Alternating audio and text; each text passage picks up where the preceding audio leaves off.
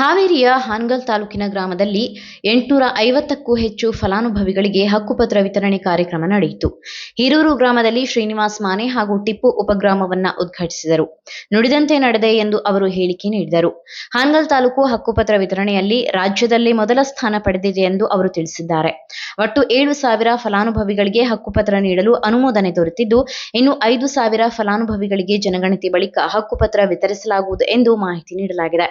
ಕಳೆದ 2 ತಲೆಮಾರಿನಿಂದ ಅತಂತ್ರ ಸ್ಥಿತಿಯಲ್ಲಿದ್ದ ಹಲವು ಕುಟುಂಬಗಳು ಇದೀಗ ಸ್ವಂತ ಮನೆ ಹಕ್ಕು ಪಡೆಯುವ ಮೂಲಕ ನೆಮ್ಮದಿಯ ಜೀವನಕ್ಕೆ ಪ್ರವೇಶಿಸಿದ್ದಾರೆ ಎಂದು ತಿಳಿಸಿದ್ದಾರೆ. ಇನ್ನು ಮುಂದೆ ವಾಸಿಸುವವರೇ ಮನೆಯ ಮಾಲೀಕರು ಎಂಬುದು ಈ ಯೋಜನೆಯ ಪ್ರಮುಖ ಸಂದೇಶವಾಗಿದೆ ಎಂದು ಶ್ರೀನಿವಾಸ್ ಮಾನೆ ತಿಳಿಸಿದರು. ಇದು ತಮ್ಮ ರಾಜಕೀಯ ಜೀವನದ ಸಾರ್ಥಕ ಕ್ಷಣ ಎಂದು ಅವರು ಅಭಿಪ್ರಾಯಪಟ್ಟಿದ್ದಾರೆ.